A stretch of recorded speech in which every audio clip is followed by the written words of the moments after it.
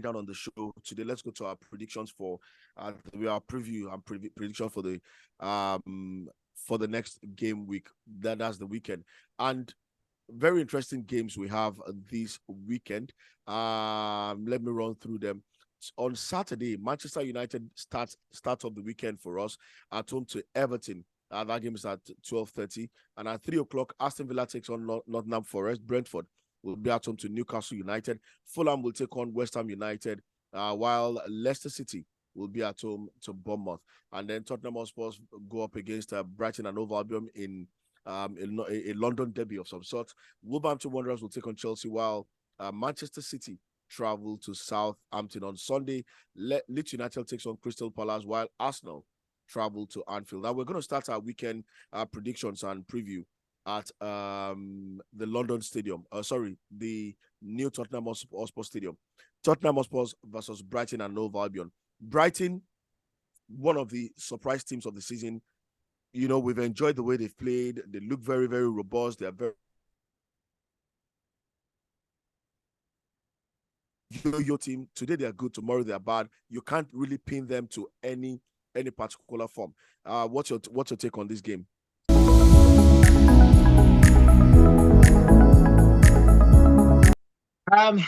So this game is going to be very, very interesting because right now I think that Brighton are probably the greatest threat, to Spurs for that top four position right now. Brighton are playing very well. Giuseppe has been able to get his team, into a rhythm right now that they have so much confidence no matter who they play, that they always feel that they're going to get something out of the game. And, you look at Spurs, without a coach. I mean, they've got an interim coach right now. See how they struggled against Everton, and still came out with a 1-1 draw. I look at Brighton, a team that right now is absolutely flying. Brighton are scoring an average of 2 goals every single game. So you look at that right now and you say to yourself, can Spurs, do enough, to overcome Brighton? Because Spurs would need to score at least 3 goals to win this game. And it's been a long time since Spurs scored 3 goals in a game. So I can only see one winner in this game, and that's Brighton. Brighton against Spurs, I can see only one winner there. Something is not quite happening for Spurs. And I feel like they cannot wait till the end of the season.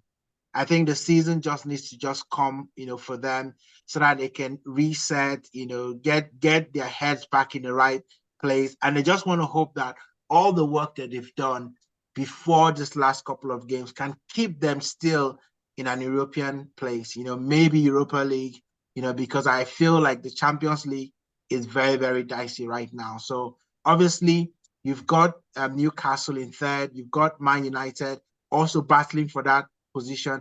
And I feel that Man United have just got something that would allow them to keep fighting and potentially get that fourth spot. So for me, Spurs will probably be hoping that they don't slide too much, to fall out of European competition. But I can only see one winner in that game. So I'm actually going to go for a 2-0 victory for Brighton in that game.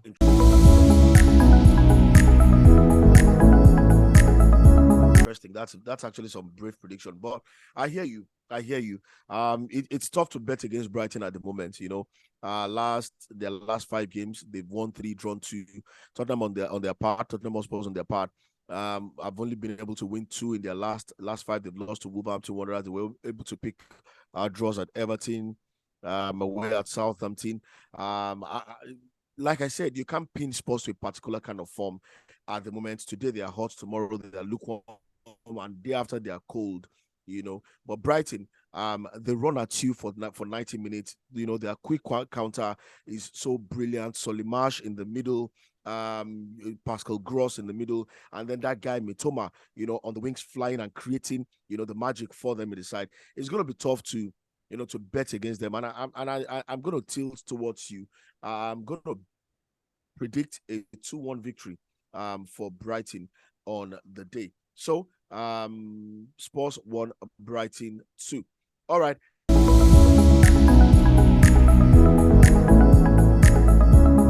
Away from that game, another very, very interesting game, and you and I talked about that earlier, and that is Brentford and Newcastle. Newcastle have turned a corner. Now they are on a 4 or 5 match winning streak. They Yeah. are beating everyone in front of them. They manhandled West Ham, in midweek, and I felt so sorry for David Moyes, and I'm happy that they kept him in. West Ham United have kept him in charge because I think they're going to escape relegation. They don't have anything to worry about. They just need to start thinking about whether or not they want to remain. They want David Moyes to remain for next season. But all that said, Newcastle United, they are back to finding that swag is back in their strides. All of their big players are beginning to perform. You talk about the likes of Joelinton. Joe Willock is also become a very, very key, part of that team. Isaac is fit again. He's scoring amazing goals. And then Charlie Wilson is also doing his thing there. So it's absolutely a brilliant Newcastle side we're seeing. And against Brentford have actually not been as convincing. You look at the last 2 games, they've had only 1 shot on target in each game. They've had less than 30% of the possession. That's a Brentford side that earlier on in the season, they will run at you. They might not boss possession, but they run at you. Their counter attack is so swift, so quick, and they are always creating chances for the likes of Mbeumo and Ivan Toney, to put away. But that is not happening anymore. In the last 5-6 games, I think the highest number of shots on goal they've had is about 5. And that's poor for a team that was creating about 18, 19 chances in games earlier on. Against a Newcastle side that is firing on all cylinders, I don't see a hiding place for Brentford, and I'm going to predict a 3-1 victory for Newcastle United in this one.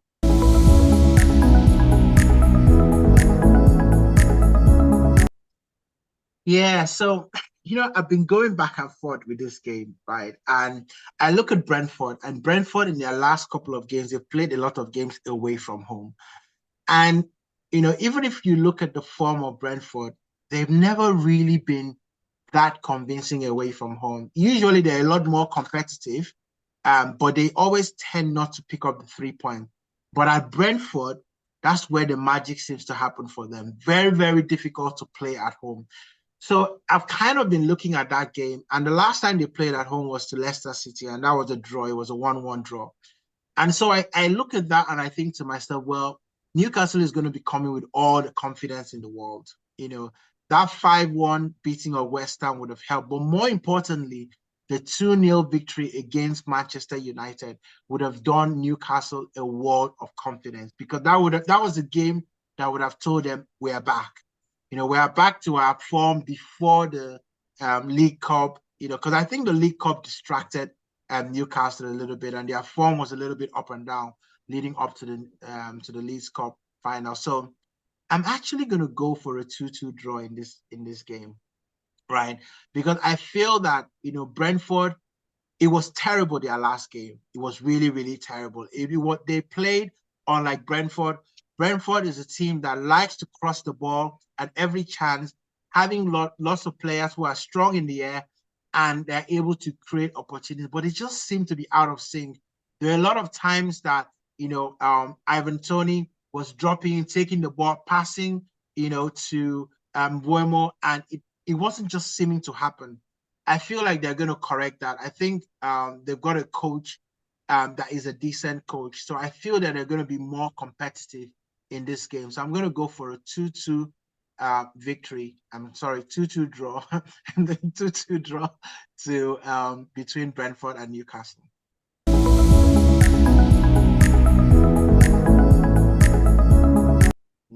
Let's talk about the biggest one now. Arsenal at Anfield. First of all, before we even look at the game, if Arsenal fails to get a result in this game, Eddie, how much dent will it do to Arsenal's title ambitions? Listen, before I say anything, let me welcome Face, who's snuck in a little bit, just thinking out. We're not gonna see him sneak into the show. So Face, welcome to the show. Yeah. If you want to say a few things before I continue.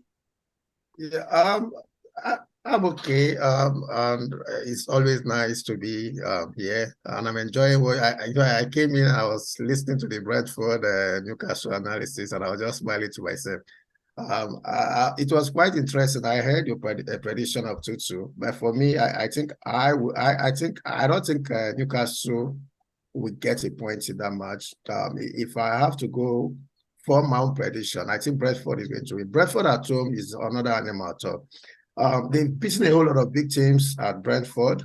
A lot of big teams, apart from Arsenal, that actually went there to survive. A whole lot of big teams have actually been defeated at Brentford. And I think against Newcastle, I don't think Newcastle will get a point. I think Brentford will win. It's going to be tight, but for me, I think Brentford will win. All the bookmakers, really, they're all giving it to Newcastle. Even the head-to-head favored Newcastle. But with Brentford this season and a whole lot of big teams, the likes of Liverpool, Man U, and a whole lot, what they've seen at Brentford, clearly, I think Newcastle will suffer the same fate. That's me, anyway. Wow, Faith came out swinging. same Brentford that couldn't beat Leicester at home. It's okay. But when they see big teams, they rise to the occasion, and I see a very highly contested match against Newcastle.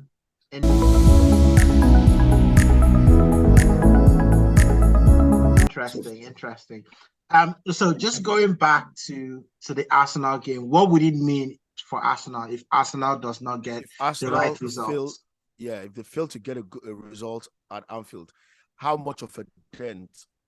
So when you say by result, let's be clear. Are you saying if Arsenal fails to get a point, a draw, a win, a point, at least a point?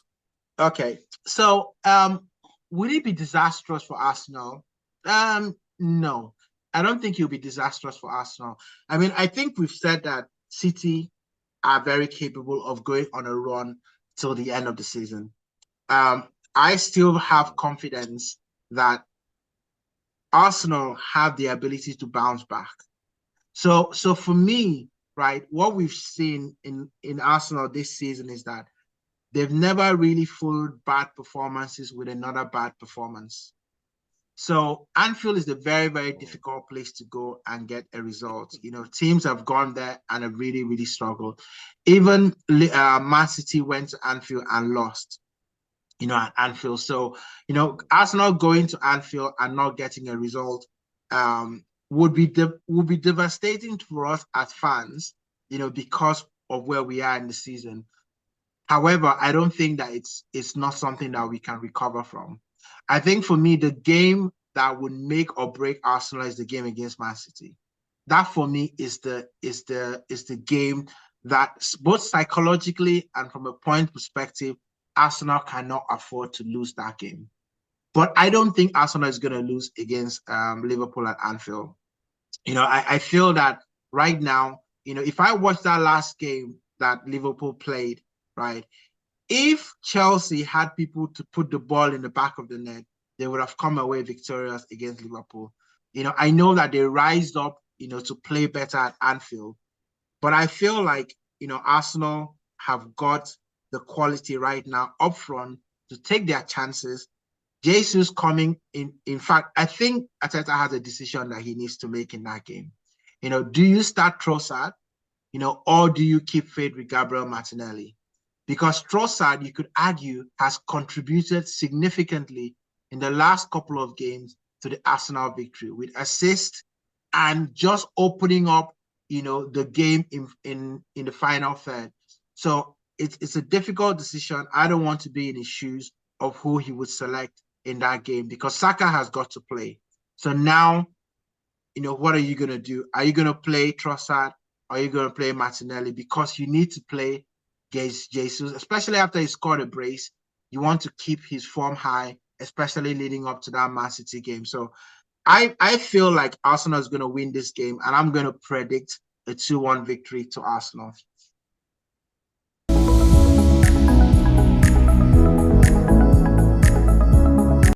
Wow.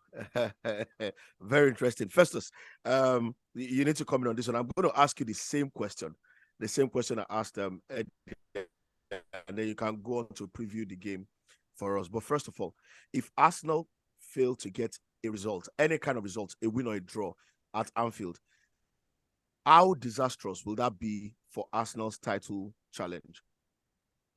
Kale is going to be very disastrous. We've so we can kiss the title goodbye. Somehow we can, because the truth is we both agree that we all agree, not both, that Man City is capable of winning their remaining matches. When they've shown over and over in situations like this that during running they can turn to the base they are, and they can take all points. It's proof they've done it over the years. And we see it happening again. We see Man City taking all the remaining points, all the remaining matches.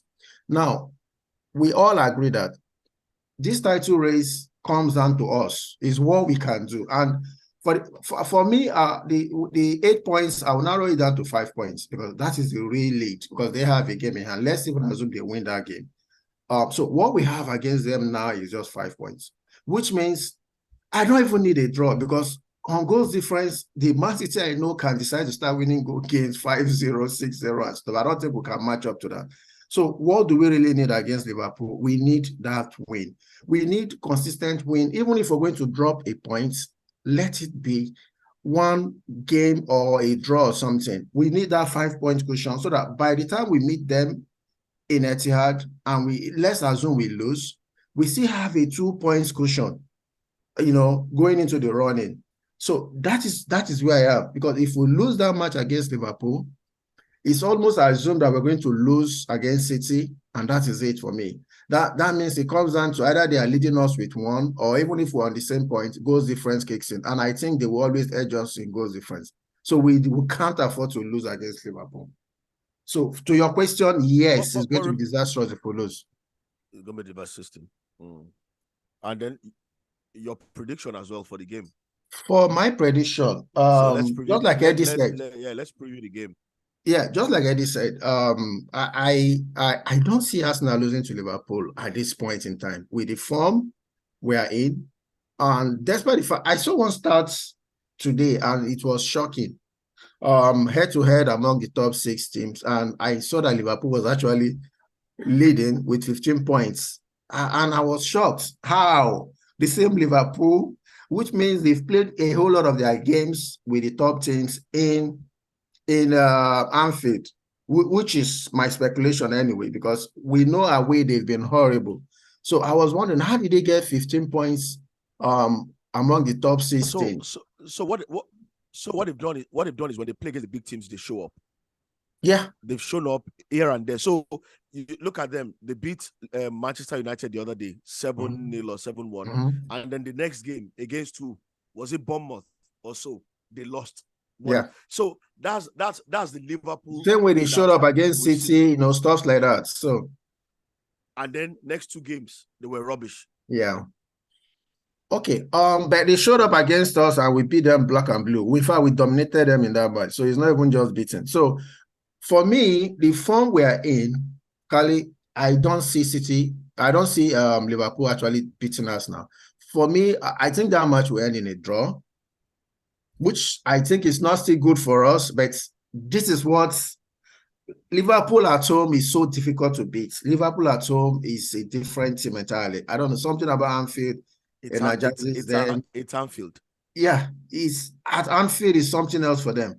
So they hardly lose. So I don't think they will also lose against Arsenal, but I don't think Arsenal will lose against them also, knowing what we have at stake. So realistically, I think it's going to end in a draw, but it's going to be a score draw, because both matches definitely cannot end in a scoreless draw. I think it's going to end in a score draw, 1-1 or 2-2.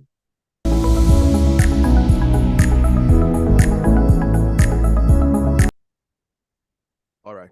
Awesome. To answer Eddie also, sorry, Kali, to answer Eddie, I think Arteta should stick to the Trossard that has been working for us. For me, I think Trossard should start. Jesus should come from the bench. Despite the 2 goals, I think Trossard gives more options in the attack.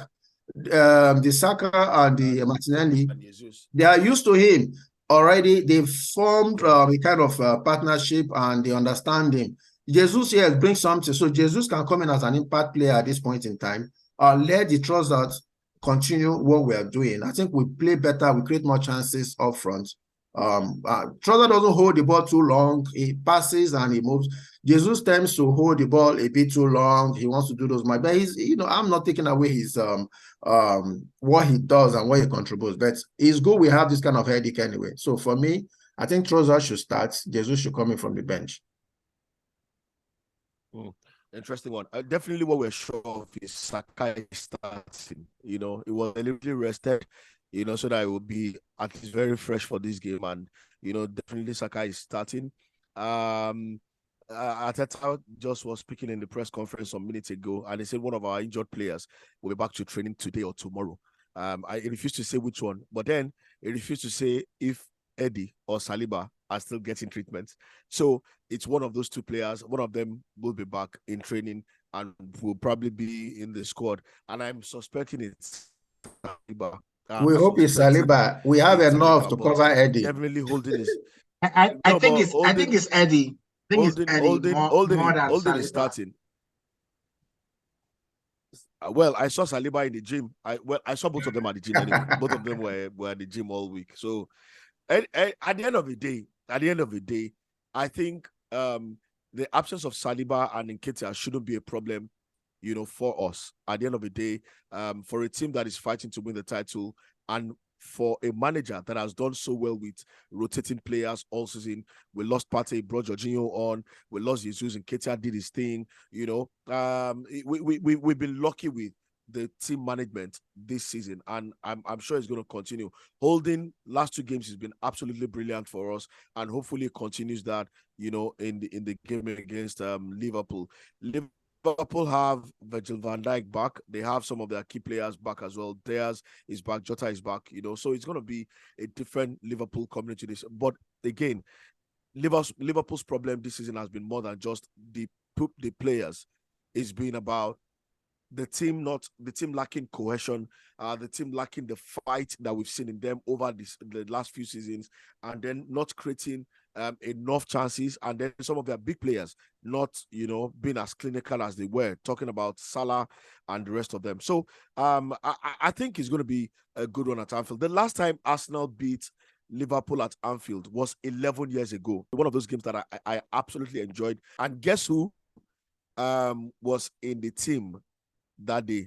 Mikel Arteta was in that side that beat Liverpool at Anfield. And I'm hoping that we can replicate that again and just beat them. So at Anfield, I'm going to be predicting 3-1 to the Arsenal at Anfield.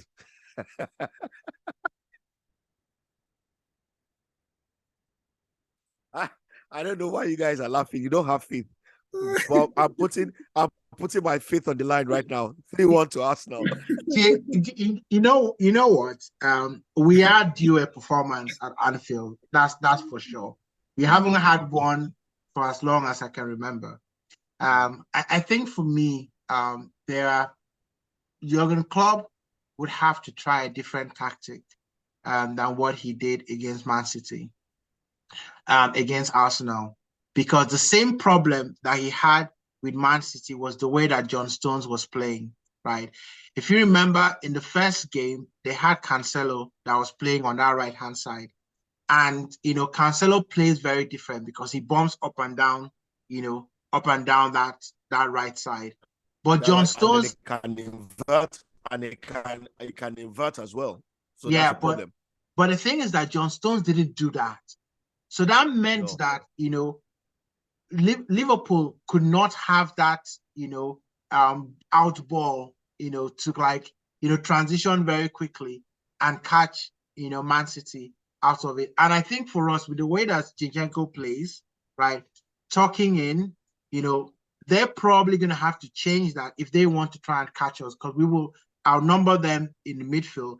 And I think that if we play Partey and Odegaard with Xhaka in that midfield, they are more than a match for Henderson, Fabinho, and whoever he wants to put in as a third person, because sometimes he chops and changes. But now that's a problem. I'm happy you brought up the Zinchenko angle of the whole thing. Zinchenko will definitely invert, and that's a problem for me because Salah can exploit that space. Exactly. So there's going to be a lot of pressure. There's going to be a lot of pressure on Gabriel. Remember, Gabriel is playing with someone who he's just playing his third game with him at centre back. That's Holding. So he's covering for Holding and then also be on the lookout for that space that Zinchenko will leave every time he inverts. And Salah, we know, can be a very intelligent player. And we know Liverpool can be quick on the counter. So I foresee a situation where Trent will just be loading that channel every time Zinchenko invert and they have the ball, put the ball down there for Salah to run. Trent also supporting, and then you have Gabriel, Big Gabby, drawn out of position, exposing Holding and White also at the other end. And that's a worry for me. Festus, what do you think? Kali, you are clearly correct. Arteta needs, before I was thinking if Tomiyasu was really available. In fact, this is the kind of match I would have allowed Tomiyasu, just like what the young man in Man City did. Tomiyasu would have done that also. Stay, don't bomb forward, and cage Salah. Make him, once we take out Salah most times, we're taking out close to 50% of their upfront threat. And that's the basic truth. The likes of Gakpo and the Rice, they are not that mobile. They depend on good passes and balls that comes in. But Salah is very intelligent. He's mobile. He's skillful, and he can exploit chances. So by the time you take out that threat, you've neutralized at least 50% of their attacking threat. So that is going to also be a worry. And I don't see how Zinchenko will change his game. That's even my worry. Is there a way he can change his game, and it will be a whole lot of pressure on Gaby, like you mentioned, because he will be transitioning between helping out Zinchenko and also looking out for Holding, who is still kind of getting the partnership right. So the only remedy for me here is overwhelm them in the midfield, control the ball most times, make sure we deny them of the ball and those chances for the long passes, put them under pressure, let them be on the back foot while if they are defending almost all entirety of the game, they will have chance to start creating this kind of exploiting these opportunities. I think that should just be the only game plan. But then it's Liverpool. You can't keep them on the back foot for 90 minutes. They will create their own, as poor as they are, they will find their own spaces. That's the beauty of the football. We expect an interesting game from both sides. So chances, this is going to happen.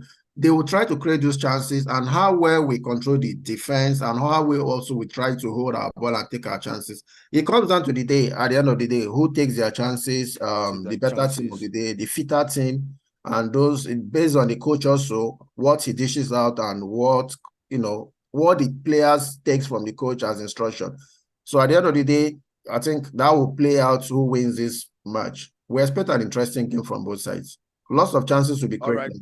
Yeah.